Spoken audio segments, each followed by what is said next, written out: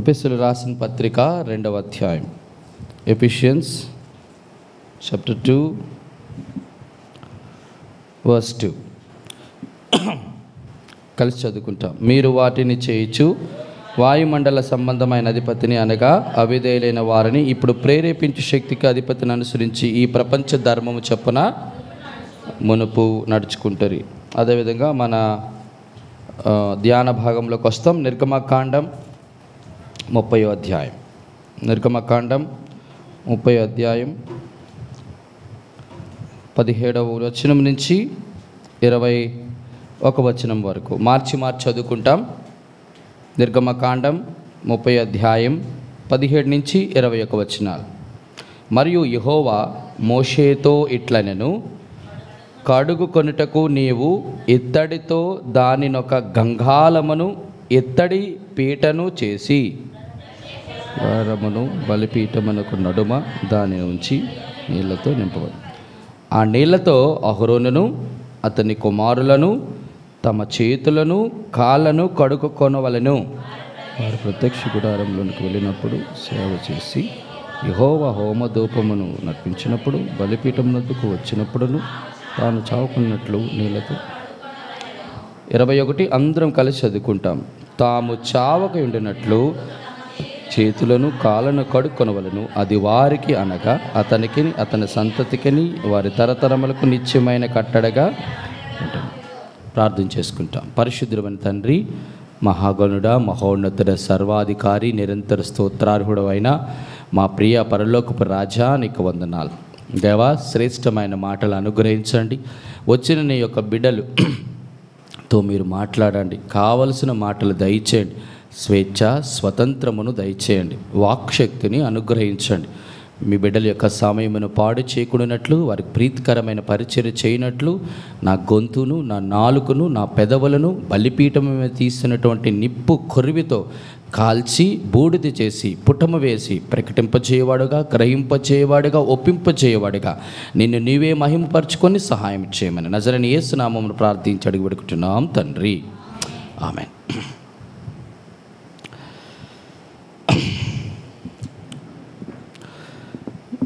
ప్రత్యక్ష గుడారములో ఉన్నటువంటి 7 శ్రేష్టమైనటువంటి ఉపకరణములలో ఒక ఉపకరణము మనము ఇదివరకే చాలా బైబిల్ స్టడీస్లో కూలంకుషంగా మనం ధ్యానించినాం. ఆ ఉపకరణం పేరే ఇజ్రాయేలా ఇత్తడి బలిపీఠం. అంతేనా? దేని గురించి మనం ధ్యానించినాం? తుమ్మకర్రతో చేసినటువంటి ఇత్తడి తాపముతో చేసినటువంటి బలిపీఠమును గురించి మనము ధ్యానించినాం. ఇప్పుడు ప్రత్యక్ష గుడారములో ఉన్నటువంటి 2వ ఉపకరణం. ఈ 2 ఎక్కడున్నాయి? ఆవరణములు ఉన్నాయి. చూడండి, ప్రత్యక్ష గుడారములో 3 స్థలాలు ఉంటాయి. ఒకటి ఆవరణము, 2వది పరిశుద్ధ స్థలము, 3వది అతి పరిశుద్ధ స్థలం. ఎప్పుడైనా అది మాత్రం ఖచ్చితంగా జ్ఞాపకం చేసుకోనండి. ఇప్పుడు మొదటి ఉపకరణమైన బలిపీఠమును ధ్యానించినాం. చాలా విషయాలు, ప్రతి ఒక్కటి కొలతల నుంచి, వాటి యొక్క ఎత్తడి నుంచి, వాని యొక్క చెప్పండి వలవంటి ఇత్తడి జల్లెడ నుంచి, బలిపీఠం యొక్క కొమ్ముల నుంచి అన్నీ కూడా మనం ధ్యానిస్తూ వచ్చినాం. మరి మీ అందరికీ ఎంతవరకు గుర్తుందో, మరి ఎంతవరకు దాన్ని ధ్యానిస్తున్నారో ఇంటికెళ్ళి నాకు తెలియదు, కానీ ఆత్మ సంబంధమైన అనేకమైన విషయాలు మనం ధ్యానిస్తూ వచ్చాము. ఇప్పుడు ఈరోజు ప్రత్యక్ష గుడారములో ఉన్నటువంటి గంగాళమును జ్ఞాపకం చేయబడుతున్నాం. బలిపీఠము ఎవరికి పోలికని చెప్పాను? ప్రత్యక్ష గుడారములోని ప్రభువైన మీరు గుడ్డిగా కళ్ళు మూసుకొని కూడా మీరు చెప్పాలి. ప్రత్యక్ష గుడారములో ఉన్న ప్రతి ఉపకరణము మన ఆరాధ్య దైవమైన మన ప్రభు అయిన యేసుక్రీస్తు వారికే సాదృశ్యము, గుర్తు, పోలికగా ఉన్నాయని. 2వది గంగాళం. గంగాళము ఎవరికి పోలికగా ఉన్నాయి?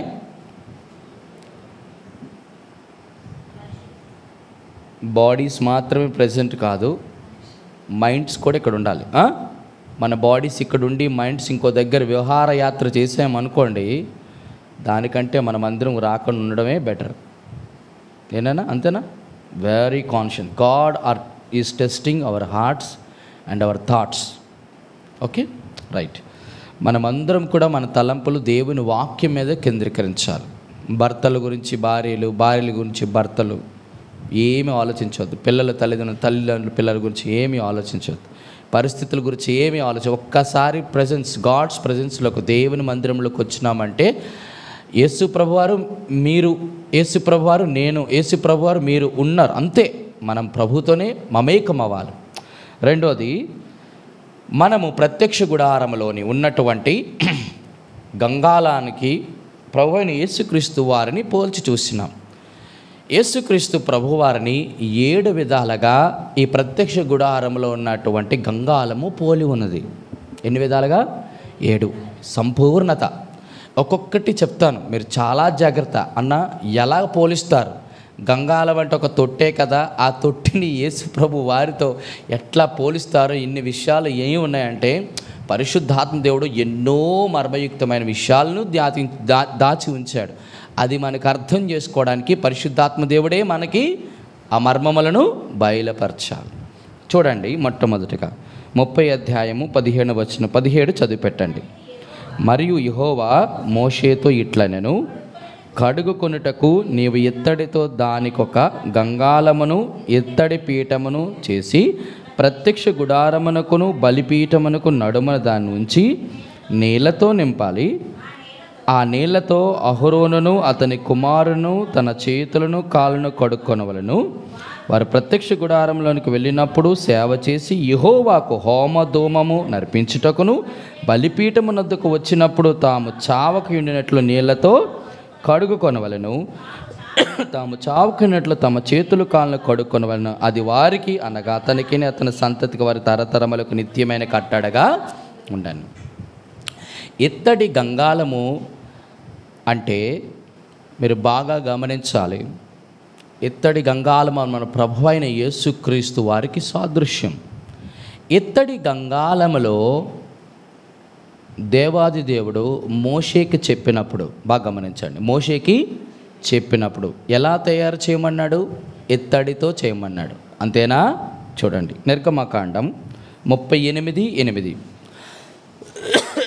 పరిశుద్ధ గ్రంథంలో ఈ 3 వచనాలు మాత్రమే ఇత్తడి గంగాలమునకు ఇవ్వబడ్డాయి. 38:8 అతడు ప్రత్యక్ష గుడారం యొక్క ద్వారమున సేవింపవచ్చిన సేవకరాండ్ర అద్దములతో ఇత్తడి గంగాలమును దాని ఇత్తడి పీటను చేశాను. చూడండి, ఇత్తడి గంగాలమును ప్రభువారు తండ్రి అయిన దేవుడు సీనాయి కొండ మీద మోషే గారికి ఇలా చేయాలి, అలా చేయాలి అని కొలతలు ఇచ్చాడా? ఇవ్వలేదా? ఇచ్చాడా? ఎక్కడిచ్చాడు? బలిపీఠము కొలతలు ఇచ్చాడా లేదా? సన్నిధి రొట్టెల బల్ల కొలతలు ఇచ్చాడా లేదా? ఇచ్చాడా లేదా? ఉపకరణములలో ఆవరణములో ఉన్న గంగాలానికి ఎటువంటి కొలతలు దేవుడు ఇవ్వలేదు. గమనించాలి.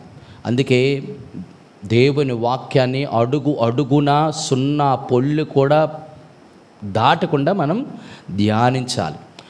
కొలతలు ఇవ్వలేదు. ఎందుకు కొలతలు ఇవ్వలేదు చెప్తాను, గుర్తు చేయండి, మళ్ళీ నేను మర్చిపోతాను. ఎందుకు కొలతలు ఇవ్వలేదు గమనించాలి. ఇత్తడి గంగాలను చేసినప్పుడు ఇత్తడితోనే చేయమన్నాడు. కానీ ఎవరి ఇత్తడేది? చూడండి, అతడు ప్రత్యక్ష గుడారం యొక్క ద్వారమున సేవింపవచ్చిన సేవకరాండ్ర అద్దములతో ఇత్తడి గంగాలమును దాని ఇత్తడి పీటను చేశాను. ఎవరు ఇత్తడిని? చూడండి, ప్రత్యక్ష గుడారములో ఉన్నటువంటి ఉపకరణములలోని గంగాలమును తయారు చేయుట కొరకై కేవలము ద్వారము దగ్గర, అనగా దేవుని మందిరపు ద్వారము దగ్గర సేవింపవచ్చినటువంటి, చెప్పండి, సేవకరాండ్రు యొక్క అద్దములతో ఇత్తడి గంగాలమును తయారు చేయండి. అందరితో కాదు. దేవుడండి ఈ గంగాలమును తయారు చేయడానికి ఒక ప్రత్యేకమైనటువంటి వస్తువులనే వాడాడు. అర్థమైంది నేను చెప్పిన మాట? చూడండి, మూడు గమనించండి. ప్రత్యేకమైన వ్యక్తిని వాడాడు, ప్రత్యేకమైన వస్తువుని వాడాడు, ప్రత్యేకమైనటువంటి చెప్పండి ప్రత్యేకమైన వ్యక్తిని వాడాడు, ప్రత్యేకమైన వస్తువును వాడాడు, మూడోది ప్రత్యేకమైన వ్యక్తిత్వం ఉన్న వాళ్ళని వాడాడు. వ్యక్తులు ఎవరు ఇక్కడ? ద్వారము దగ్గర సేవింపవచ్చినటువంటి వారు ఒకరు. రెండు, వారు సేవింపవచ్చినటువంటి వారి యొక్క వ్యక్తిత్వం ఏంటి చెప్పండి? దేనికోసం వచ్చారు? సేవ చేయుటకు. మూడోది ఏంటి? వారికి ఉన్న వస్తువు ఏంటి? అద్దముతో కూడని ఇత్తడి. అమ్మా మీరు అనొచ్చు, పురాతన కాలంలో వీరికి ఇత్తడి అద్దాలుండే. మీకు తెలుసా లేదో? ఐగుప్తు దేశము నుంచి 20 లక్షల కాల్బలం వస్తున్నప్పుడు వారు ముఖములను తేటగా చూచుకొనుట కొరకే వారు అరణ్యములో పాడైపోకుండా ఉంచబడినటువంటి ఒక శ్రేష్టమైనటువంటి సాన పెట్టినటువంటి ఒక ఇత్తడి అద్దాలు కేవలము ఐగుప్తు దేశము నుంచి తెచ్చుకున్నారు ఇజ్రాయేలు ప్రజలు. మీకు అర్థమైందా? మరొకసారి చెప్పనా? ఎవరు తెచ్చుకున్నారు? ఎందుకు తెచ్చుకునేవాళ్ళు? తమ ముఖములను చూచుకొనుటకు. ఆ ఇత్తడి అద్దములను, అందరు అద్దాలు కాదు, కేవలము ద్వారము దగ్గర సేవింపవచ్చిన సేవకురాండ్రి యొక్క అద్దములను, ఆ యొక్క ఇత్తడి అద్దములు అంటే ఇత్తడే గుండ్రంగా ఉంటుంది. ఇట్లా చూస్తే ఆ ఇత్తడిలో వీరి ముఖాలు కనబడే. ఆ ఇత్తడిని మాత్రమే గంగాలానికి ఉపయోగించాడు. వ్యక్తులను ఉపయోగించాడు, వారు ఉపయోగించే వస్తువులు మాత్రం ఉపయోగించాడు, వారి వ్యక్తిత్వాన్ని కూడా ఉపయోగించారు. అంటే వారు ఖచ్చితంగా సేవ కుర్రాండ్రై ఉండాలి. అర్థమైంది నేను చెప్పిన మాట? వారు సేవ చేస్తున్నటువంటి వారై ఉండాలి. ఇక్కడ గమనించవలసిన విషయం ఏంటంటే, ఇత్తడి గంగాళము అనేది ప్రభువైన యేసుక్రీస్తు వారికి ఎలాగ సూచన అనేది నేను ఒకటి చెప్తాను, బాగా గమనించండి. ఇప్పుడు ఈ ఇత్తడి గంగాళము దేనితో చేయమన్నాడు? అప్పుడు ఇత్తడి ప్రత్యక్ష గుడారము యొక్క ద్వారమున సేవింపవచ్చిన సేవకురాండ్రి అద్దముతో ఇత్తడి గంగాళమును దాని ఇత్తడి పీటను. గమనించండి, ఇత్తడి గంగాళమును నీళ్ళ వేయక మునుపు ఖచ్చితంగా ఒక వ్యక్తి ఇలాగ వెళ్ళి చూస్తే, ఎవరు చూస్తే ఇత్తడి గంగాళం దగ్గర ఎవరు కడుక్కోవాలి? అహరోనును ఆయన కుమారులు మాత్రమే కడుక్కోవాలి, ఇంకొకరు కడుక్కోవడానికి లేదు. బాగా గమనించండి. మరి ఇత్తడి గంగాళం ఎక్కడుంటుంది? ఆవరణములో ఉంటుంది. ఆవరణములో పనిచేసే వాళ్ళు ఎవరు? లేవీయులు. బాగా గమనించండి, 3 స్థానాల్లో మొదటి ఆవరణములో లేవీయులే చేస్తారు, వారి గోత్రం. లేవీయులలో ప్రమోషన్ వచ్చిన వారు పరిశుద్ధ స్థలంలో యాజకులు చేస్తారు. యాజకుల నుంచి హై ప్రీస్ట్, ప్రధాన యాజకుడు సంవత్సరానికి ఒక్కసారి వెళ్తాడు. ఇక్కడ వరకు అర్థమైంది. ఇప్పుడు గమనించండి, లేవీయులలో ఎవరున్నారు వంశపు వారు సేవ చేయడానికి? అహరోను వంశం వారే. వారికి పుట్టినటువంటి బిడ్డలు మాత్రమే చేయాలి. ఇప్పుడు గంగాళం తయారు చేశారు. దేనితో? ఇత్తడి అద్దముతో తయారు చేశారు. ఇప్పుడు ప్రత్యక్ష గుడారం దగ్గరికి, ఇత్తడి గంగాళం దగ్గరికి వెళ్ళారు. వెళ్ళినప్పుడు నీళ్లు వేయలేదు, ముందు వేయక మునుపు వీరిని దానిలో చూసుకునేటప్పటికి వారికి ఏం కనబడుతుంది చెప్పండి? చూడండి, చెయ్యిలు పెట్టారనుకోండి, చెయ్యిలు కనబడతాయి. ముఖం పెడితే ముఖం కనబడుతుంది. ఇట్లా పెట్టారనుకోండి, శరీరం కనబడుతుంది. ఇలా చూస్తే కనబడదా? కనబడుతుంది. ఇక్కడ మొట్టమొదట మన యేసుక్రీస్తు ప్రభువారు ఇత్తడి గంగాళానికి ఎలాగ పోలికంటే, యేసుక్రీస్తు ప్రభు దగ్గరికి వచ్చినటువంటి ప్రతి ఒక్కరికి తమ సహజ స్థితిని దేవుడు చూపిస్తాడు. ఇక్కడ మన ప్రభు అయిన యేసుక్రీస్తు వారు మనకి ఎలాగ పోలిక, ఏది చూపిస్తుంది? ఇప్పుడు చూడండి, యాకోబు రాసినటువంటి పత్రిక, యాకోబు రాసిన పత్రిక మొదటి అధ్యాయం 1వ అధ్యాయం 23వ వచనం, 22, 23, 24 వరకు కూడా. మీరు వినువారు మాత్రమై ఉండి మిమ్మను మీరు మోసపుచ్చుకొనకుండా వాక్య ప్రకారము ప్రవర్తించువారనై ఉండి, ఎవడైనను వాక్యమును వినినవాడయుండి దాని ప్రకారము ప్రవర్తింపని వాడైతే, అదిగో అండర్లైన్ చేయండి, వాడు అద్దములో తన సహజ ముఖమును చూచుకొను మనుషుని పోలి ఉన్నాడు. వాడు తను చూచుకొని అవతలికి పోయి తాను ఎట్టివాడు వెంటనే. కానీ అర్థం ఏంటో తెలుసా? అద్దము దగ్గరికి వచ్చిన వారికే తమ సహజ ముఖము, సహజ స్థితి, సహజ స్వభావము, సహజ స్వరూపము కనబడుతుంది. యేసుక్రీస్తు ప్రభు వారి దగ్గరికి చూడండి, గమనించండి, ఎవరు రావాలి? అహరోను అనగా ఎవరు? లేవీయులు అనగా ఎవరు? సేవ చేసిన వారు. మీరు అనొచ్చు, అన్న గంగాళములోనికి ఆవరణములో ప్రవేశము లేవీ వంశస్థులకే కదా, అహరోను కుమారులు కుమార్తెలకే కదా, వాళ్ళు యాజకులే కదా, వాళ్ళకే కదా కనబడాలి, కడుక్కోవాలి, చూడాలి, వారి సహజస్థితి కనబడాలి. గమనించండి గమనించండి గమనించండి, మనల్ని కూడా దేవుడు రాజులైన యాజక సమూహముగా చేశాడు. రండి, మనకిప్పుడు తెలిసిన భాగమే పేతురు రాసిన పత్రిక 2:9. మొదటి పేతురు 2:9. అయితే మీరు చీకటిలో నుండి ఆశ్చర్యకరమైన వెలుగులోనికి మిమ్మల్ని పిలిచిన వాని గుణాతిశయములు ప్రచురము చేయ నిమిత్తం ఏర్పరచబడిన వంశం. చూడండి, ఏర్పరచబడిన వంశం మంది ఏ వంశం చెప్పండి అమ్మా, చెప్పండి, ఏ వంశం మంది? అరే ఏ వంశము? మనదందరూ ఏ వంశం అండి?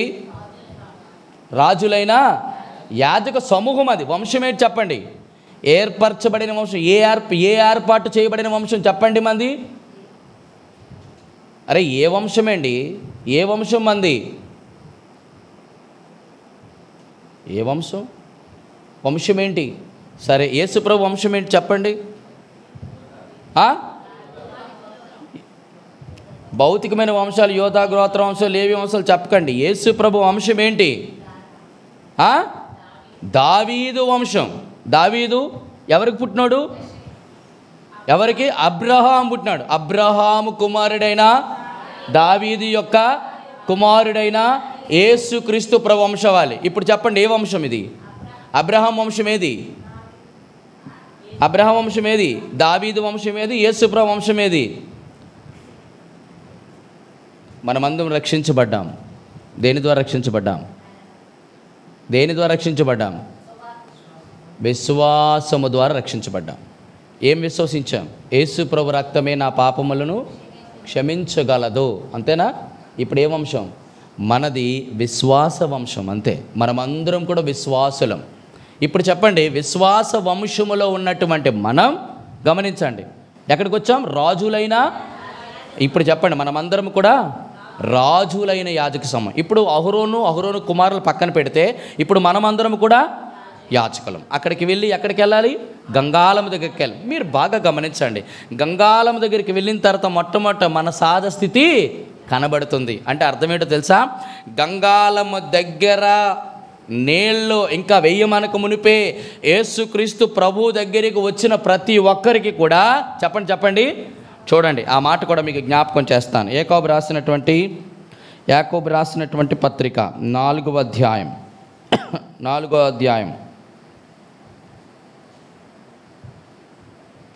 8వ వచనం. దేవుని యొద్దకు రండి. రైట్, ఏం పిలుస్తున్నాడు? ఆ గంగాళం అనేటువంటి సహజ అద్దం అంటుంది, యేసుక్రీస్తు ప్రభువారు ఏమంటున్నారు? ఓ అహరోను, ఓ లేవీయులు కుమారులారా, మీరు నా యొద్దకు రండి, అప్పుడు నేను మీ యొద్దకు రావడం అంటే అర్థం ఏంటో తెలుసా? యేసుక్రీస్తు ప్రభు వారికి ముంగుర్తుగా సాదృశ్యమైనటువంటి ఈ గంగాళము అక్కడికి వచ్చిన ప్రతి ఒక్కరి యొక్క సహజమైన స్థితిని కనపరుస్తుంది. మీరు అనొచ్చు, సహజమైన స్థితి ఎలా కనపరుస్తుందానా? ఈ లేవీలు రాజులైన యాజక సమూహంలో ఉన్నటువంటి సేవకులు పనిచేస్తారు, చూసారండి. ఎక్కడ పనిచేయాలి? ఇప్పుడు బాగా గమనించండి, బలిపీఠం దగ్గర పనిచేస్తారు, అవునా కదా? బలిపీఠం దగ్గర పనిచేసినటువంటి ఈ లేవీలు అక్కడికి వెళ్ళి గంగాళం దగ్గర ఏం కొడుకోవాలా? చేతులు కడుక్కోవాలి. ఇప్పుడు చేతులు కడుక్కోవాలి, కాలు కడుక్కోవాలి అని అక్కడ చెప్పాడు కదా. ఇప్పుడు వచ్చినప్పుడు వీళ్ళు ఏం చేస్తారు? బూడిద ఎత్తుతారు. చెప్పండి. ఆ వధింపబడినటువంటి బలిద్రవ్యాన్ని అటు ఇటు తోస్తారు. ఆ కట్టెలు అంటుకుంటాయి, బూడిద అంటుకుంటుంది, ఆ మసి అంటుకుంటుంది, బూడిద ఎగురుతుంది. ఇవన్నీ చూసి కనబడతాను. వీళ్ళు ఎక్కడెక్కడ ఏదే ప్రాబ్లమ్స్ ఉన్నాయో, ఎలాంటి పరిస్థితులు ఉన్నాయో ఖచ్చితంగా నిజస్వరూపం చూపించేదేటి కేవలం ఇత్తడి గంగాళమే. ఇత్తడి గంగాళము కానీ లేకపోతే వీరికి ఏది అంటుకుందో కూడా వీళ్ళకి ఎలా పడితే అలా కడగడానికి అవుతుందా? కడగబడదు. ఇక్కడ విచిత్రం ఏంటంటే, సేవ చేస్తున్న నా జీవితంలో సేవకులుగా, యాజకులుగా ఏర్పరచబడిన వంశంలో ఉన్నటువంటి ప్రభువారు అనుగ్రహిస్తున్న ఒక శ్రేష్టమైన భాగం ఏంటంటే, అదిగో ఆవరణములో యేసు ప్రభువారికి ముంగుర్తుగా ఉన్నటువంటి ఆ గంగాళం దగ్గరికి వెళ్ళి మనము సేవ చేయడానికి ముందుగా మన సహజ స్థితిని చేసుకోవాలి. అంటే దాని అర్థం ఏంటంటే, సహజ స్థితిని చూపించడం అంటే యేసుక్రీస్తు ప్రభువారు ఆ బలిపీఠం దగ్గర ఆ యొక్క పరిశుద్ధ స్థలములో యాజకులు పనిచేయడానికి ఈ గంగాళం ఎలాగా చేస్తుందంటే మనలందరినీ సిద్ధపరుస్తుంది. అంతేనా? మన సహజ స్థితిని ఎప్పుడైతే చూపించిందో, అమ్మో నాకు ఇది అంటుకుందా, నా ముఖంలో ఇన్ని మలినాలు ఉన్నాయా, ఇంత ధూళి నా మీద ఉందా, ఖచ్చితంగా నేనేం చేయాలి? కడుక్కోవాలి. అంటే అర్థం ఏంటో తెలుసా? దేవాది దేవుడు మనము దేవుని యొక్క మందిరములో పనిచేసేవాళ్ళు, దేవునికి పరిచయం చేసేవాళ్ళకి యేసుక్రీస్తు ప్రభువారు ఇస్తున్నటువంటి మొదటి సూచన అంటే సహజ స్థితిని కనపరచడం ఏంటంటే యేసుక్రీస్తు ప్రభువారు మనల్ని సిద్ధపరుస్తున్నాడు. మొదటిదేంటి? సేవ చేయుట కొరకు సిద్ధపాటు చేస్తుంది గంగాళం యొక్క ఇత్తడి అద్దాలు. మొదటిది చాలు, ఇంతవరకు మరి నేను ఇంకెక్కువ చెప్పలేను. రెండవది చూడండి, నిర్గమకాండం 30 అధ్యాయం, నిర్గమకాండం 38, క్షమించండి, నిర్గమకాండము 38 8వ వచనం చూడండి. అతడు ప్రత్యక్ష గుడారం యొక్క ద్వారమున సేవింపవచ్చిన సేవకరాండ్ర రథములతో ఎత్తడి గంగాళమును దాని ఎత్తడి పీటను. ఏమండి, మరి ఎత్తడి గంగాళము చేసినప్పుడు ఎత్తడి పీటను ఎందుకు చేయాలి? చూడండి, గంగాళం అంటే ఎలా ఉంటుందో తెలుసా మీకు? ఎప్పుడైనా మీకు సింపుల్గా చెప్తాను. మనము కొన్ని రెస్టారెంట్కి వెళ్ళినప్పుడు మీరు ఐస్ క్రీమ్ తిన్నారా? బౌల్ ఐస్ క్రీమ్లో ఇలాగుండి కిందకి కొంచెం ఇలాగొచ్చి దాని కిందన బేస్ ఉంటుంది. ఇలాగా చూడు, చిన్నపిల్లలకి పుట్టిన వాళ్ళకి వేస్తారు కిందన ఒక బేసు పెట్టడానికి. ఇలాగ దానిలో ఏదో వేసి ఇలా పెడతారు, దాని మీద బేస్. అంటే అర్థం ఏంటంటే కొంచెము దానికి ఏమిటి? ఆధారం. ఇప్పుడు గమనించండి, పైనేమో ఇత్తడి గంగాళం ఇలా ఉంటుంది, దాని కిందన పీట. ఎందుకన్నాను? ఆధారం, సపోర్ట్. దేనికి? గంగాళం ఎవరికి పోలికన్నాను? యేసుక్రీస్తు ప్రభువారు. యేసుక్రీస్తు ప్రభువారు ఎందుకు ఇత్తడి గంగాళానికి పైన పోలిక అన్నప్పుడు మరి ఇత్తడి పీట మరి ఎవరికి పోలికై ఉండాలి? నేను చెప్తాను. ఇత్తడి పీట దేనికి పోలిక అంటే పాత నిబంధనకి పోలిక. మీరు అనొచ్చు, మరి పాత నిబంధన ఇత్తడి పీట అయితే మరి గంగాళం యేసుక్రీస్తు ప్రభువారు ఏ నిబంధన అయి ఉండాలి? క్రొత్త నిబంధన, అంతే కదా. ఆయన పాత దాన్ని మొత్తం అంతటిని కొట్టివేసి క్రొత్తన. మరి విచిత్రం చెప్తాను, మళ్ళీ గమనించండి. ధర్మశాస్త్రమును కొట్టివేయడం అంటే ఆయన నిలబడింది ధర్మశాస్త్రము మీద నిలబడ్డాడు. అంటే అర్థం ఏంటో తెలుసా? గంగాళము దేవుని యొక్క కృపకి సాదృశ్యం. చెప్పండి, ఇత్తడి పీట ధర్మశాస్త్రానికి సాదృశ్యం. మీకు అర్థమైందా? పాత నిబంధన ధర్మశాస్త్రం, చెప్పండి క్రొత్త నిబంధన కన్నా. ఈ ఇత్తడి పీట మోషే ద్వారా అనుగ్రహించబడింది. ఇత్తడి గంగాళం ప్రభువైన యేసుక్రీస్తు వారు కృప ద్వారా అనుగ్రహించబడ్డారు. మీకు అర్థమైంది నేను చెప్తున్న మాట? ఇప్పుడు గమనించండి, ఎవరైనా ఇత్తడి గంగాళము దగ్గరికి వచ్చినప్పుడు, యేసు ప్రభువుని మనం చేరాలనుకున్నప్పుడు, యేసు క్రీస్తు ప్రభు అనేటువంటి గంగాళాన్ని మనము సమీపించినప్పుడు మొట్టమొదట ఆయన పాత నిబంధన నుంచే దాని మీద ఆధారం చేసుకొని నిలబడి మనల్ని కృపకి పాత్రులుగా చేశాడని జ్ఞాపకం చేసుకుందాం. మొదటిది ఏంటి? దేవుడు సిద్ధపరుస్తాడు. సిద్ధపరిచిన తర్వాత దేవుడు తన కృపను అనుగ్రహిస్తాడు. దేనిస్తాడు? దేవుడు తన కృపను అనుగ్రహిస్తాడు. అందుకే చూడండి ఎంత చక్కటి మాట. మొదటి కొరింథీయులు రాసినటువంటి పత్రిక, మొదటి కొరింథీయులు రాసినటువంటి పత్రిక 15వ అధ్యాయం 19వ వచనం. 15వ అధ్యాయం 15:9. ఎలయనగా నేను అపోస్తలులు అందరిలో తక్కువడను దేవుని సంఘమును హింసించినందున అపోస్తలుడు నగుటకు యోగ్యుడును కాను. అయినను నేనేమయ్యున్నానో అది దేవుని కృప వలననే అయ్యున్నాను. మరియు నాకు అనుగ్రహింపబడిన ఆయన కృప నిష్ఫలము కాలేదు. కానీ వారందరికంటే నేను ఎక్కువగా ప్రయాసపడింది నేను కాదు, నాకు తోడయ్యున్న కృపే. మీరు గమనించాలి, ఇత్తడి గంగాళము మనకి జ్ఞాపకం చేస్తున్న రెండవ మాట. పాత నిబంధన ధర్మశాస్త్రం ద్వారా ఎంతో పరిచర్య చేశారు పాత నిబంధన భక్తులు, అవునా కదా? వాళ్ళు ఎంతో పరిశుద్ధతగా ఉండే ధర్మశాస్త్ర సంబంధమైన నీతి కార్యాలు చేస్తేనే ప్రత్యక్ష గుడారములో పనిచేయడానికి అర్హులు. కానీ యేసుక్రీస్తు ప్రభువారైన గంగాళం వచ్చిన తర్వాత ఒక వ్యక్తిని పనిచేయట కొరకు సిద్ధపరిచిన తర్వాత ఆ సిద్ధపరిచినటువంటి దేవుడు తన కృప ద్వారా సామర్థ్యం ఇస్తాడు. రెండవది సామర్థ్యం ఏంటట? గంగాళము జ్ఞాపకం చేస్తున్నట్టు రెండవ మాట, కృప ద్వారా యాజకులకి సామర్థ్యం కలుగజేసేది ఎవరు? గంగాళానికి పోలికగా ఉన్న యేసుక్రీస్తు ప్రభువారు. రెండు మాటలు చూసాం, అప్పుడే హాఫ్ అన్ అవర్ అయిపోయింది. మూడవ మాట నేను జ్ఞాపకం చేస్తాను, చూడండి. చక్కటి మాట జ్ఞాపకం చేస్తాను. మరలా నిర్గమకాండం 30 అధ్యాయానికి వస్తాం. నిర్గమకాండం 30 అధ్యాయం 17వ వచనం చదివి పెట్టండి. మరియు యెహోవా మోషేతో ఇట్లనెను, కడుగు కొనుటకు నీవు ఇత్తడితో దానికి ఒక గంగాళమును ఎత్తడి పీఠము చేసి ప్రత్యక్ష గుడారమునకును బలిపీఠమునకు నడుమున దానిని ఉంచి. చాలు. ఎక్కడండి? ప్రత్యక్ష గుడారమునకు బలిపీఠమునకు నడుమున ఉంచి. ఎందుకయ్యా? గంగాళాన్ని ప్రత్యక్ష గుడారానికి ఆవరణములను బలిపీఠానికి మధ్యన ఉంచాలి అని అంటే, మరి చెప్పండి, గంగాళం ఎవరికి పోలిక? యేసుక్రీస్తు ప్రభువారికి పోలిక. యేసుక్రీస్తు ప్రభువారట మధ్యన ఉండాలట. దేనికో? ప్రత్యక్ష గుడారానికి బలిపీఠానికి. బలిపీఠం దగ్గరికి వచ్చిన వాళ్ళు అందరూ ఎవరు? బాగా గమనించండి. బలిపీఠం అంటే ఎవరికి చెప్పాను సాదృశ్యం? బలిపీఠము యేసుక్రీస్తు ప్రభువారికి సిలువకి కర్ర, తుమ్మ కర్ర. ఇక్కడ ఉన్నటువంటి ఈ తుమ్మకర్ర దగ్గరికి ఎవరైతే వస్తారో, బలిపీఠం దగ్గరికి వస్తారో, గమనించండి, ప్రత్యక్ష గుడారం ఏంటి? పరలోక రాజ్యం. ఎందుకు? అక్కడ దేవుని యొక్క మందసం ఉంది, అక్కడ దేవుని మాట ఉంది. చెప్పండి, గమనించండి. ఎప్పుడైతే ఈ యొక్క సిలువ అనగా ఆయన యొక్క సాక్రిఫైస్ అనగా ఆయన యొక్క త్యాగం అనగా ఆయన యొక్క చెప్పండి మనుషులందరి కొరకు చేసిన రక్ష కార్యమును ఎవరైతే గమనిస్తారో వారు యేసుక్రీస్తు ప్రభు ద్వారా, అంటే ఆయన గుండా ఆయన మధ్యవర్తిత్వం చేసి ప్రత్యక్ష గుడారమైన పరలోక రాజ్యము చేరడానికి ఆయనే మధ్యవర్తం చేయాలి. ఉదాహరణకి బలిపీఠం దగ్గరికి వచ్చి యేసయ్యా నా పాపాలు క్షమించు, నీ రక్తముతో నన్ను కడుగు అనేటువంటి ఒక వ్యక్తి ప్రార్థన చేస్తే బలిపీఠం అనే సిలువు దగ్గర దొంగ అదే కదా చేశాడు. ఏం చేశాడు? ఏం చేసి ఉంటాడు? ఏం చేశాడు? ఒక్క మాట అన్నాడు. ఏమన్నాడు? బలిపీఠం దగ్గర కుడి దొంగ ఏమన్నాడండి? అయ్యయ్యయ్యో, బలిపీఠము అనేటువంటి సిలువు దగ్గర కుడివైపునున్న దొంగ ఏమన్నాడు యేసుప్రభు వారితో? ఎస్, నన్ను ఈ మాట యేసుక్రీస్తు ప్రభువారికి జ్ఞాపకం చేసుకోవాలంటే తండ్రి జ్ఞాపకం చేసుకోవాలి.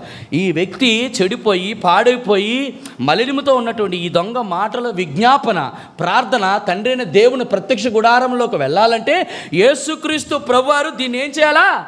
క్యారీ ఫార్వర్డ్ చేయాలి. ఎక్కడికి? అందుకు మధ్యలో ఉండాలి. అంటే అర్థం ఏంటంటే యేసుక్రీస్తు ప్రభువారు ఎలాగున్నారంటే, మొదటి తిమోతి రాసినటువంటి పత్రిక చూడండి, మనకు తెలిసిన మాట 2వ అధ్యాయం 5వ వచనం. మధ్యవర్తి ఒక్కడే, ఆయన క్రీస్తు యేసునకు. అంటే దాని అర్థం ఏంటో తెలుసా? ప్రత్యక్ష గుడారములో దేవుడు ఉన్నారు, బలిపీఠము దగ్గర మానవులు ఉన్నారు. మానవులు అర్పించేటటువంటి అర్పణలు ప్రత్యక్ష పరలోక రాజ్యంలో ఉన్నటువంటి దేవాది దేవుడికి అర్పణగా దూపనముగా వెళ్ళాలంటే ఎవరి ద్వారా? యేసుక్రీస్తు ప్రభు వారి ద్వారా వెళ్ళాలి. ఇది 3. మొదటిది సిద్ధపాటు అయితే, రెండోది కృప ద్వారా సామర్థ్యం ఇస్తే, మూడోది గమనించండి యేసుక్రీస్తు ప్రభువారు మనకు మధ్యవర్తిగా ఉన్నారు. దీనికి ఒక పేరు పెట్టచ్చు, ఆయన మన కొరకు సిఫారసు చేసేవాడు. సిఫారసు అంటే మధ్యవర్తిత్వం చేసేవాడు. అర్థమైంది? రికమెండ్ చేసేటువంటి. అర్థమవుతుందని చెప్పిన మాట. ఇత్తడి గంగాళములో ఉన్నటువంటి మూడోది దేవుడు మన కొరకు సిద్ధపరిచి సామర్థ్యం ఇచ్చి మనకు సిఫారసు. చూడండి 4వ మాట, చూడండి అక్కడ మాట, ప్రత్యక్ష గుడారమునకు బలిపీఠమునకు నడుమ దాని నుంచి నీళ్లతో నింపవలెను. ఆ నీళ్లతో అహరోను అతని కుమారులు తమ చేతులను తమ కాళ్ళను కడుక్కోవాలి. కడుక్కోవడానికి ముందుగా చూడండి, అది నేను తర్వాత చెప్తాను. 2:20 వచనం, వారు ప్రత్యక్ష గుడారంలోనికి వెళ్ళినప్పుడు సేవ చేసి యెహోవాకు హోమధూపం నర్పించినప్పుడు బలిపీఠమునకు వచ్చినప్పుడు తాము చావుకున్న నీళ్లతో కడుక్కోవాలి. ఏమండి, నీళ్లతో కడుక్కోమన్నాడు, బాగానే ఉంది, కానీ ఎలా కడుక్కోవాలట? ఎలా కడుక్కోవాలట చెప్పండి.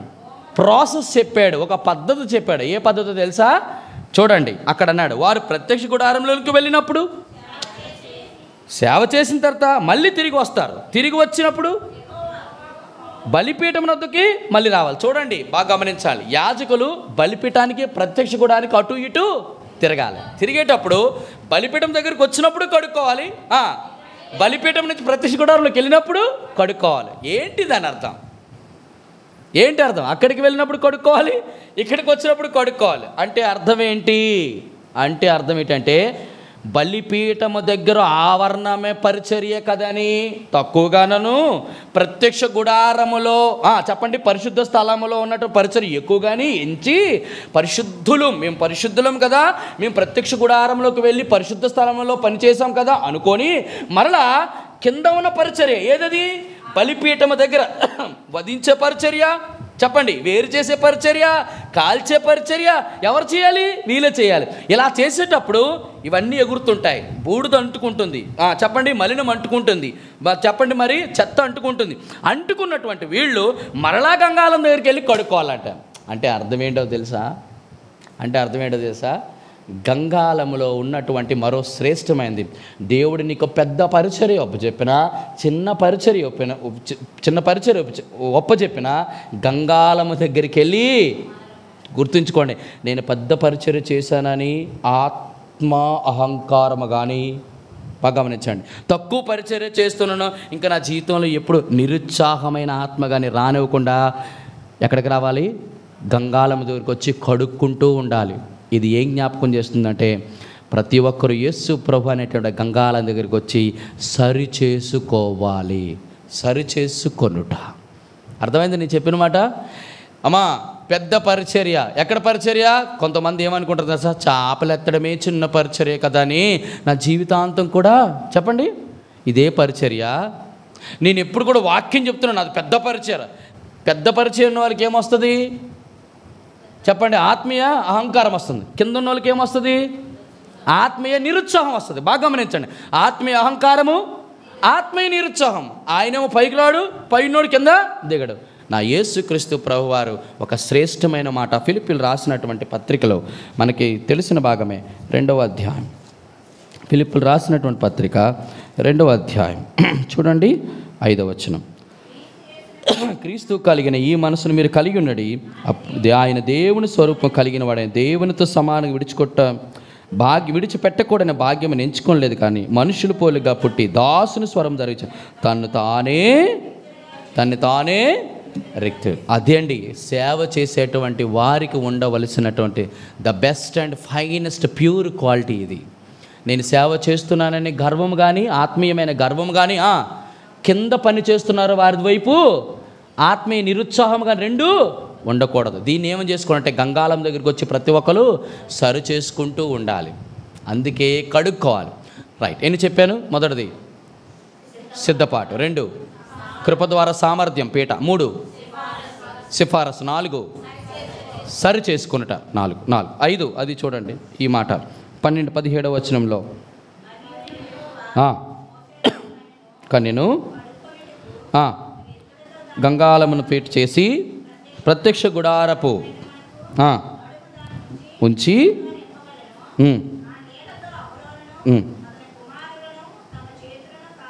చాలు. ఇక్కడ గమనించండి, గంగాళంలో నీళ్లు పోయబడ్డాయి. ఈ నీళ్ళ పోయబడినటువంటి నీళ్లు దేనికి కడుక్కోమన్నాడు? శరీర అవయవాలని కడగమన్నాడా? ప్రత్యేకంగా కాళ్ళను, చేతులు. మనకు తెలిసిన భాగమే. చేతులను ఎవరు కడుక్కోవాలి? చేతులు ఎవరు కడుక్కోవాలి? చేతులు పనిచేసే వాళ్ళు కడుక్కోవాలా? ఈ భూ సంబంధమైన ఆన్సర్లు ఇవ్వద్దని చెప్తాను నేను. చేతులు ఎవరు కడుక్కోవాలో యాకోబు రాసిన పత్రిక 4వ అధ్యాయం.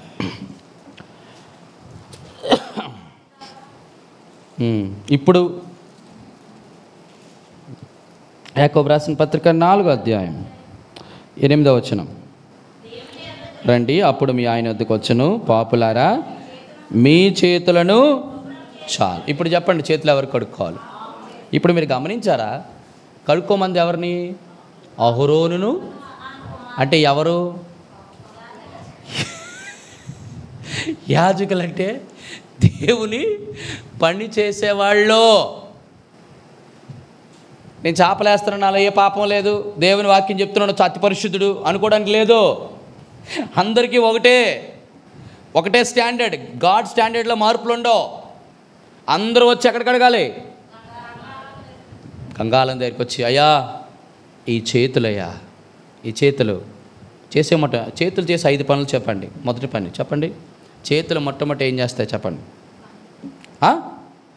చేతులు చేసే మొట్టమొదటి పని అంటే చూపిస్తాయా లేదా? ఏం చూపిస్తాయి? మొదటి పాపం అక్కడే స్టార్ట్ అవుతుంది. చూపించడం అంటే ఏంటో తెలుసా? నేను పరిశుద్ధుడిని, నీవు పాపివి. అసలు విషయం తెలుసా? చూపించడం 4 లీడ్గా చూపిస్తాయి. నువ్వు ఇలాగా ఎవడు ఎలా చూపించడం? ఎలా చూపిస్తాడా లేదా? ఎప్పుడైనా గమనించండి. మొదటిది. రెండోది, చేతులు చేసే రెండో పనులు చెప్పండి. చూపించడం. రెండోది ఏం చూపిస్తుందండి? చేతులు చూపించే రెండో పని చూపించడం మాత్రమే కాదు, ఏం చేస్తుంది? చాచి కొడుతుంది. అది వెరీ గుడ్. యేసుక్రీస్తు ప్రభువుని ఏం కొట్టారు? కొట్టారా లేదా? కొట్టారు. యేసుప్రభుని కొట్టారు తెలుసునా?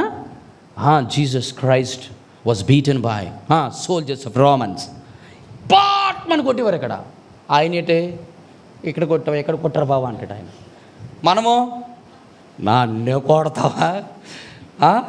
అసలు నేను ఎవరనుకున్నావు? సియోని ప్రార్థనా మందిరంలోని బైబిల్ స్టడీస్ స్కాలర్ని నువ్వు నన్నే కొడతావా? అలగడానికి లేదు. ప్రియమైన వాళ్ళ రెండోది, చేతులతో చేసే పని కొడతారు. మూడోది మీరే చెప్పాలి, చాలా ఈజీ. దేవుడు మనతోనే మాట్లాడతాడు. మూడు చూపిస్తారు, చాచి కొడుతుంది. చెప్పండి. చెయ్యి ఏం చేస్తుంది? చెప్పండి రా. ఏం చేస్తుంది నాన్న? చెయ్యి ఏం చేస్తుంది? అయ్యయ్యో చాస్తుందయ్యా. చాయిదా? బిడ్డ వెళ్ళిపోయిన తర్వాత రే నాన్న రానా ఏం పిల్లలు పుట్టిన వాళ్ళు, పిల్లలు ఉన్న వాళ్ళందరూ మీరు చెప్పండి, వెళ్ళిన వాళ్ళు ఏమంటారు? నానా రాకన్నా అంటావా? దేవాదేవుడు అంటాడు, బూదిగంత నివాసులారు నా వైపు ఆయనట అలాగ పిలుస్తాడు. చాచే చేతులు. 4 మూడు చెప్పాను. 4 చెప్పండి. చెప్పాలి. చెప్పాలి. 4 మొదటిది చూపిస్తుంది. 2 కొడుతుంది. 3 చాచి రమ్మంటుందా? 4 చెప్పండి మీరు త్వరగా. నాకు టైం అయిపోతుంది, నాకు ఉన్నదే చాలా తక్కువ టైం. 4 ఇంకేం చేస్తారు? అరే మీరు సహోదరులు చెప్పాలి అసలు యాక్చువల్గా. మీ చేయవా? ఈ 3 పనులు చేయరా? మీ 3 పనులు చేస్తారు. పోనీ 4ది నేను చెప్తాను, 5ది చెప్తారా? పోనీ 5ది చెప్పు నాన్న. చంపడం తర్వాత సంగతి, అసలేందేంటి? దేవునికి చప్పట్లు. అరే చెయ్యవా? ఏమండి మీరు ఎప్పుడు మనం ఎప్పుడు చప్పట్లు కొడితే కదా తెలియడానికి. ఏం తమ్ముడా, అంతేనా? చప్పట్లు కొడతాం లేదా? 4. ఐదోది అన్నిటికంటే తెలుసా? ఆ చేతుల ద్వారా మనము ఆశీర్వాదము శాపం చచ్చాడనమాట. అవునా కాదా? వీళ్ళందరూ కూడా చూడండి, చాచేవారు, చూపించేవారు. చెప్పండి. చప్పట్లు కొట్టారు, లేకపోతే చంపేవారు, ఏదైనా అనొచ్చు. వీళ్ళందరూ ఏ కోవకు చెందుతారంటే పాపుల గుంపుకే చెందుతారు. మనం దేవుణ్ణి స్తుతిస్తాం ఇదే చప్పట్లతో. మరి ఇదే చప్పట్లతో మనం ఏం చేస్తాం తెలుసా? ఏం చేస్తామో తెలుసా? వాడికి బాగా రోగము కుదిరింది, దేవుడు మంచి పని చేశాడు. పాపులారా మీ చేతులను శుభ్రపరచుకోండి. చూపించొద్దు, శపించొద్దు, ఇతరులకు ఏదైనా జరిగిందని చప్పట్లు కొట్టొద్దు. చెప్పండి, ఇంకా చేతులతో చంపే ప్రయత్నం చేయొద్దు. ఇవన్నీ మన చేతులు చేసాం. పాపులారా కొడుకోండి. ఎవరికి తెలుసా ఫస్ట్ వార్నింగ్? ఎవరైతే సేవ అంటే ఎవరు అనుకున్నారు? వాక్యం చెప్పే వాళ్ళు అనుకోగలరు కాక అందరూ కూడా ఏజక సమూహము, మనమందరము కూడా గంగాలమని యేసుక్రీస్తు ప్రభువారి దగ్గరికి వచ్చి కడుక్కోవాలి. ఇదేం జ్ఞాపకం చేస్తుంది? ఐదోది ఏం జ్ఞాపకం చేస్తుంది? కడుగుకొనుడి అనేది అంటే శుద్ధీకరణ. దేవుడు శుద్ధి చేస్తాడు. ఎన్ని వచ్చినాయి? 5. 6వది రండి. అపోస్తులు నిర్గమకాండ 30వ అధ్యాయం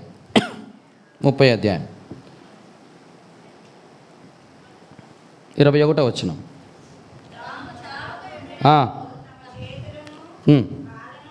కడుక్కొనవలెను. అది క్షమించునా?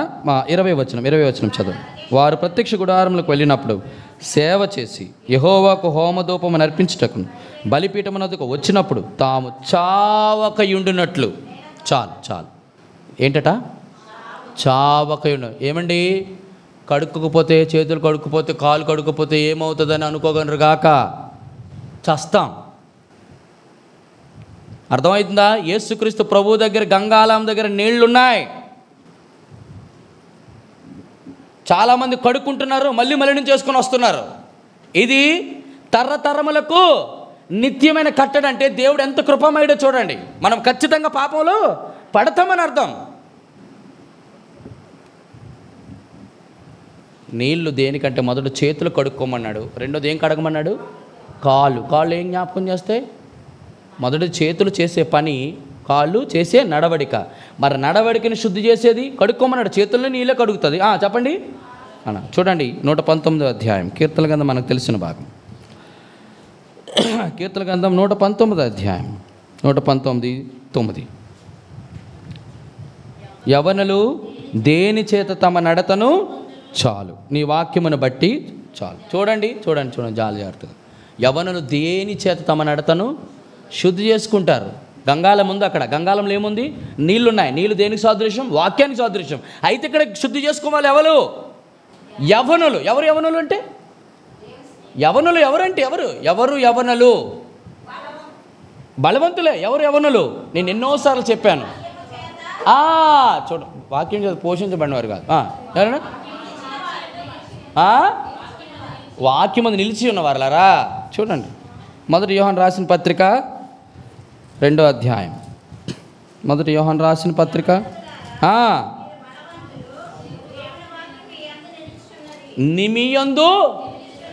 మీ యందు నిలుచుచున్నది అంటే అర్థం ఏంటి? నిలిచి ఉన్నదా, నిలుచుచున్నదా అంటే అర్థం ఏంటి? నువ్వు అంగీకరిస్తే నిలుస్తుంది, అంగీకరించకపోతే నిలవదు. మనం అందరం ఏమనుకుంటామంటే చాలా యవనస్తులు అనుకుంటాం. వాక్యమే మనల్ని ఏం చేస్తారు? యవ్వనస్తులు అంటే అర్థం ఏంటంటే, ప్రియమైన వారలారా గమనించండి, మన యవ్వన జీవితం అనగా బాగా గమనించండి. యవ్వన జీవితం ఎటువంటిదని చెప్పాను నేను మూడు సార్లు చెప్పినట్టు గుర్తు. యవ్వన జీవితం ప్రతిష్ఠింపబడిన జీవితం దేవానికి. యవ్వన జీవితం ప్రతిష్ఠింపబడిన జీవితం. యవ్వన జీవితం ప్రత్యేకమైన జీవితం. చాలా జాగ్రత్తగా ఉండాలి. మూడోది, దేవుడు ప్రణాళిక చేసుకుంటాడట మన జీవితానికి, యవ్వన జీవితాన్ని. ఎందుకంటే తెలుసా, ఒక యేసేపు యవ్వన జీవితంలో తన ప్రణాళికలని దేవుడు సిద్ధంగా ఉంచుతాడు. ఎవరికంటే వాక్యానికి చోటిచ్చినవాడు. అది నిలవాలి మనలో. ఇక్కడ గంగాళం జ్ఞాపకం చేస్తున్న ప్రాముఖ్యమైన మాట, మీరు చావకు ఎండినట్లు మీ చేతులను కాళ్ళను కూడా. ఈరోజు మన నడక, మన చేతులు రెండు కూడా గంగాళం అనే నీరు దేనికి? వాక్యమునకు శుద్ధీకరణ. దానికి సమర్పించుకోవడం. కడుక్కోవడం అంటే అర్థం ఏంటంటే, ఇప్పుడు నీళ్ళు లేవు, గంగాళం లేదు. నీళ్ళు అనేటువంటి వాక్యం ఆత్మ సంబంధమైన నీరు. చేతులు కాళ్ళు కడుక్కోవడం అంటే అర్థం ఏంటంటే, ఏం జ్ఞాపకం చేస్తాయి? ఇవి రెండు కూడా శుద్ధీకరణ చేస్తున్నాయి కదా. శుద్ధీకరణలో భాగం ఇది. అయితే మీరు చావకు ఉండున్నట్లు అనే విశేషణం అని జోడించాడు. చావకు ఉండున్నట్లు అంటే అర్థం ఏంటి చెప్పండి? చావడం అంటే. నేను 3 రకాలైన చావుల గురించి చెప్తాను. మొదటి చావు చూడండి, ఇది ఎన్నోది? 5, 6 ఆరోది మొదటి తిమోతి రాసిన పత్రిక. మొదటి తిమోతి రాసిన పత్రిక, మొదటి తిమోతి రాసినటువంటి పత్రిక 5వ అధ్యాయం 6వ వచనం. సుఖభోగముల యందు ప్రవర్తించినది బ్రతుకుచుండియు. దేవుని యొక్క స్టేట్మెంట్స్ ఎలా ఉంటాయి? చావడం అంటే అది. అహరోను కుమారులారా జాగ్రత్త, యాజకులారా, దేవుని పరిచర్య చేస్తున్నటువంటి వారులారా, లేవీయులారా, దేవుని మందిరములో పరిచర్య సేవ కురాండ్రైనటువంటి ప్రతి ఒక్కరు సుఖభోగాలకు మనల్ని మనం సమర్పించుకోకూడదు. అర్థమైంది నేను చెప్పిన మాట? సుఖము భోగం. భోగం దేని ద్వారా వస్తుంది, సుఖం దేని వస్తుంది? చెప్పనా వద్దా? చెప్పాలా వద్దా? ఏమి అనుకోకూడదు. మరి ప్రకటన గ్రంథం 21:7.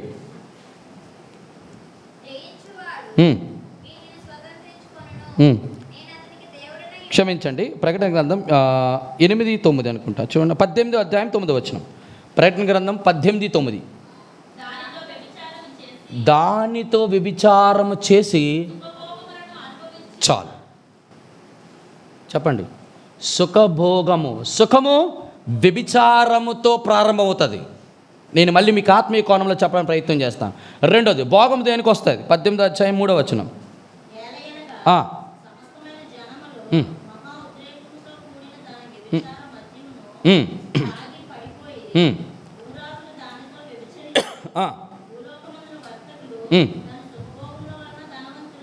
రెండోది ధనం. సుఖభోగం, సుఖము వ్యభిచారం, భోగము ధనం. ఈ రెండుకి దేవుడు ఎప్పుడు వ్యతిరేకమే. ఎందుకో తెలిసిన? వ్యభిచారం ద్వారా సుఖ పొందడం అంటే అర్థం ఏంటో తెలుసా? వ్యభిచారులారా, ఈ లోక స్నేహము వాళ్ళు వ్యభిచారులు అంటే అర్థం ఏంటో తెలుసా? దేవుని దగ్గర సుఖపడలేని వాడు దేని దగ్గరికి వెళ్ళిపోతాడు? లోకముతో స్నేహిస్తాడు. అర్థమవుతుంది నేను చెప్పిన మాట? రెండోది ఏంటి? ధనం. ఏ ధనం? ఇహలోక ధనం. చెప్పాను కదా, ఇహలోక ధనాన్ని ఏది పాడు చేస్తుంది? మొట్టమొదట అనేకులు దాన్ని ఆశించి ఒకరినొకరు పొడుచుకొని విశ్వాసము నుండి, అసలు అది ప్రాముఖ్యం, విశ్వాసము నుండి. మీకు విషయం చెప్తాను, ఓ మాట. తమ్ముడు నేను చాలాసార్లు మాట్లాడుకున్నట్టు గుర్తు. తమ్ముడు మీరు గమనించండి, డబ్బులు ఏమి లేవనుకోండి, అంత అవసరం ఉన్న వాళ్ళందరూ కూడా ఇచ్చి ఇంక లేవని చేతులు ఎత్తేసారు. మనకు చాలా ఎక్స్పీరియన్స్ ఉంటుంది. ఆటోమేటిక్గా పాదాలు నేల మీదకి వచ్చేస్తాయి, కాలు మీదకి వచ్చేస్తాయి, కళ్ళు మేడకి వెళ్ళిపోతుంది, పైకి వెళ్ళిపోతుంది. నీవే నాగా చెప్పండి ప్రభువా, దేవా నువ్వు ఆదుకోపోతే. అప్పుడు దావీదు ప్రార్థన మొదలైపోద్ది మనకి. అవునా కదా? ఏమంటాం? ప్రభువా ఇంక నాకెవ్వరు కూడా ఆధారం లేరు ప్రభా, ఈసారిగా నువ్వు కానీ ఆదుకోకపోతే నా పరిస్థితి, నా సాక్ష్యం, నా జీవితం, నా అంతా కూడా ఏమైపోతుంది? పాడైపోతుంది. ప్రేమైన వర్లరా జాగ్రత్త. ఈ రెండు కూడా లేవీయులు, సేవ చేసేవాళ్ళు, యాజక సమూహం అంత మనమే. దేవుడు చెప్తున్నాడు, మీరు చావకున్నిట్లో మొదటిది సుఖ భోగముల యందు బ్రతుకున్నది దేవుని దృష్టిలో చచ్చిన దానితో సమానం. ప్రియ చెల్లి, తమ్ముడా, దేవుడు గంగాలాన్ని మనకు జ్ఞాపకం చేస్తాడు. అహరోను కుమారులారా, మీరు కాళ్ళు చేతులు ఎందుకు కడుక్కోవాలో తెలుసా? శుద్ధీకరణ అయితే అది మీరు బతికిస్తుంది. అంతేనా? మీరు బ్రతుకున్నట్లు లేకపోతే చావుకున్నట్లు అంటే అర్థం ఏంటి? మీరు బ్రతకాలి. దేని కొరకు బ్రతకాలి? చెప్పండి. దేవుని సేవకులు ఎలా బ్రతకాలంటున్నాను? సుఖ భోగములతో బ్రతకాలి. దాని విషయం బాగా ఉంచాను. సుఖభోగముల యందు ఎవడైతే చస్తాడో వాడు సేవకుడు చెప్పండి బ్రతుకుతాడు. ఇదేం జ్ఞాపకం చేస్తుంది చెప్పండి? ఇది మొదటి చావు. ఓకేనా? రెండోది ఎలా చేస్తారు చూడండి. లూకాసు వార్త 15. లూకాసు వార్త 15 అధ్యాయం. లూకాసు వార్త 15 అధ్యాయం 31, 22. అందుకతడు, కుమారుడా, నీవెల్లప్పుడూ నాతో కూడా ఉన్నావు, నావన్నీయు నీవి, మనం సంతోషపడి ఆనందించుటమే. ఈయన తమ్ముడు చనిపోయి తిరిగి బ్రతికెను, తప్పిపోయి దొరికాను. రెండవది, చనిపోవడం అంటే దేవుని దృష్టిలో ఆయన మార్గములను చెరపి వేసుకొని తప్పిపోవడము. దేవదేవుడు ఎంత ఉండదు, చనిపోయిన వాడితో సమానం. మొదటిది, సుఖభోగములు యందు ఆనందించేవాళ్ళు దేవుని దృష్టిలో చచ్చిపోయాడు. నువ్వు నీ సుఖము నీ భోగం ఎందులో ఉండాలి? దేవునిలో ఉండాలి, ఆయనలో ఆనందించడం రావాలి. చెప్పండి, మన 3 ఆనందాలు చెప్పండి. ఎన్నిసార్లు చెప్పాను? మొదటి ఆనందం కృపానందమా? ఏ ఆనందం అంటే కృపానందం అంట. చెప్పండి. మొదటిది దేవుడు మనకి ఇచ్చినటువంటి రక్షణానందం. అందుకే దావీదు అంటాడు కదా, ఏమంటాడు? దేవా, నీ రక్షణానందము నాకు మరలా పుట్టించు. రెండోది, నీ మందిరమునకు జనులు వెళ్దుమని అనినప్పుడు నేనెంతో. రెండో ఆనందము మందిర ఆనందం. మూడో ఆనందం. మొదటిది రక్షణానందం, 2 మందిరానందం, 3 వాక్యానందం. చెప్పండి. కీర్తనల కదా మొదటి అధ్యాయంలో ఏముంటుంది? దివారాత్రులు ధ్యానించువాడు ధన్యుడు, అతను నీటి కాలువ ఎవరో నాటబడినదై ఆకువాడక. దానికంటే ముందు ఏమంటాడు?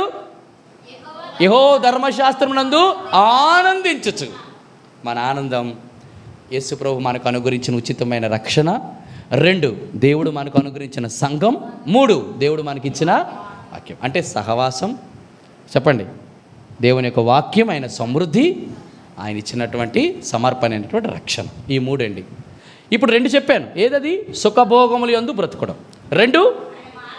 రెండోది ఆయన మార్గం నుంచి తొలగిపోతే. అందుకే ఆదికాండ గ్రంథం 6వ అధ్యాయంలో మనం ఎప్పుడు చదువుతాం? ఏం చదువుతాం? వారు తమ మార్గములను, చూడండి ఆ మాట చాలా ఎంత అద్భుతమైన మాట.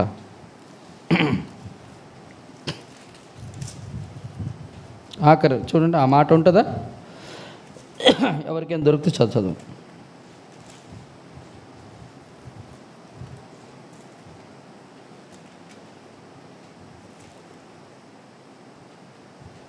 చూతారా?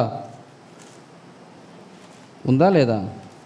నేను చూడలేదు, మీరు చూస్తారేమో అని. ఆదికాండ గ్రంథం 6వ అధ్యాయం 12వ వచనం. దేవుడు భూలోకమును చూచినప్పుడు అది చెడిపోయిండెను, భూమి మీద సమస్త శరీరులు తమ మార్గమును చెరిపాను. చెరిపి వేసుకున్న ప్రతి ఒక్కరూ తప్పిపోయిన కుమారుల వలె తండ్రి విషయంలో తండ్రి ఏమనుకున్నాడు? నా కుమారుడు చచ్చిపోయి బ్రతికిపోయిన, తప్పిపోయి తిరిగి వచ్చాడు. మనం కూడా గంగాళం దగ్గరికి జ్ఞాపకం చేస్తున్న మరొక మాట, దేవా శుద్ధీకరించిన తర్వాత నన్ను ఏం చేస్తున్నావో ఆ మాట కూడా చెప్తాను. 2 సుఖభోగములు, 2 తప్పిపోవడం. మూడోది ఏంటి చూడండి? దేవుని దృష్టిలో చచ్చిపోవడం అంటే ప్రకటన గ్రంథం 3వ అధ్యాయం 1వ వచనం. ప్రకటన గ్రంథం 3వ అధ్యాయం 1వ వచనం. సార్దీసులో ఉన్న సంగపు దూతకి ఇలాగ వ్రాయం, 7 నక్షత్రములు దేవుని 7 ఆత్మలు చెప్పు సంగతులు ఏమనగా, నీ క్రియలను నెరుగుదును. ఏమనగా, జీవించుచున్నావని పేరు మాత్రం ఉన్నది కానీ దాని అర్థం ఏంటో తెలుసా? ఏం చెప్పండి దాని అర్థం? జీవించుచున్నావని పేరు మాత్రం ఉంది కానీ నీవు, దాని అర్థం ఏంటో తెలుసా? ప్రియమైన బాగా గమనించండి. రిబ్కా అనే పేరు దేవుడు నీకు అనుగ్రహిస్తే జీవితంలో రిబ్కాలాగే బతకాలి. జాషువా యెహోవా సైన్యాధిపతి, మీరు ఎప్పుడు చెప్తాను అతని పేరు, అతని గుణములను రత్నమలాగే బతకాలా. హదస్సలాగా బతకాలా. కెజియాలాగా బ్రతకాలా. అలా బ్రతకాలి. పుష్పంలాగే బ్రతకాలి. దేవునిలో ఆనందించేవాడే బ్రతకాలి. పేరులో ఉన్న, అందుకే పేరు మాత్రం, నీ పేరు చూస్తే మాత్రం సార్దీస్ అనేటువంటి పేరు ఉంది. ఏం పేరు ఉంది? Sardis. What's name? Abraham. What name? ఈ ఐజాక్. అందుకే తెలుసా, దేవాదేవుడు ఏం పెట్టాడు? నీ పేరు యాకోబు అని పేరు. మామూలు రాలేదండి పేర్లు. యాకోబు అంటే మోసగాడు. అదే యాకోబుకి దేవుడు అన్నాడు, దేవునితో పోరాడు గెలిచేవాడు. 2 అర్థాలు అలా రావాలన్నమాట. ఏ రెబ్కాక ఇక్కడే ఉన్నాం. దేవా 3 విషయాలు దేవుడు మాట్లాడుతూ వచ్చాడు. గంగాళము జ్ఞాపకం చేసే 6వ శ్రేష్టమైన విషయం, సుఖభోగం యందు బ్రతుకునేది చచ్చినట్టుగా ఉంటుంది. చెప్పండి. తప్పిపోతే చచ్చిపోయినట్లు లెక్క. పేరుకు తగ్గ జీవితం జీవించకపోతే మనం చచ్చినట్టే బ్రతుకు. ఇది ఏం జ్ఞాపకం చేస్తుంది? గంగాళం అంటే చూడండి, కూర్చోండి. ఆ ఆ గంగాలానికి మనకిచ్చినటువంటి, దేవా నువ్వు నాకు ఏదైతే చావక యుండున్నట్లు అంటే అర్థం ఏంటంటే, నువ్వు నీ కోసం బ్రతకమని చెప్పావు అని అంటే అర్థం ఏంటంటే, దేవుని కొరకైనటువంటి సరైన సమర్పణ జీవితాన్ని జ్ఞాపకం చేస్తాం. పేరుకి తగ్గ జీవితం, ఆ సమర్పణ ఉండాలి. సుఖభోగములు కాదు నా జీవితం, నా దేవుడే, నా మందిరమే, దేవుని సహవాసమే, దేవుని వాక్యమే. ఇది సమర్పణ జీవితం. ఆఖరిది చివరిది చూసి మనం ముగిస్తాం. 5 నిమిషాలు నాకున్నది. చూడండి మళ్ళీ నిర్గమకాండం.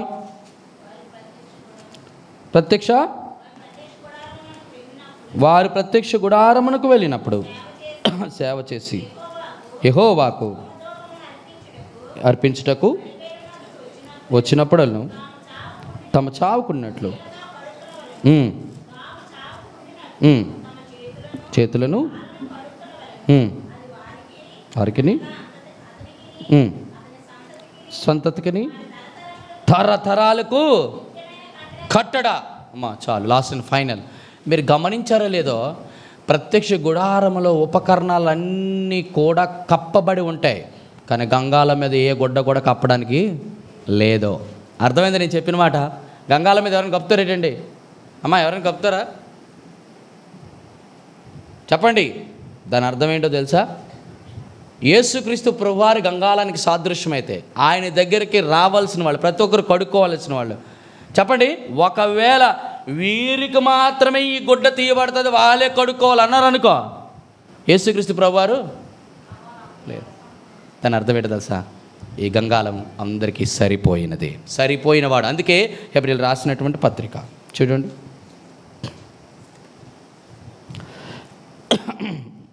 ఆ మాట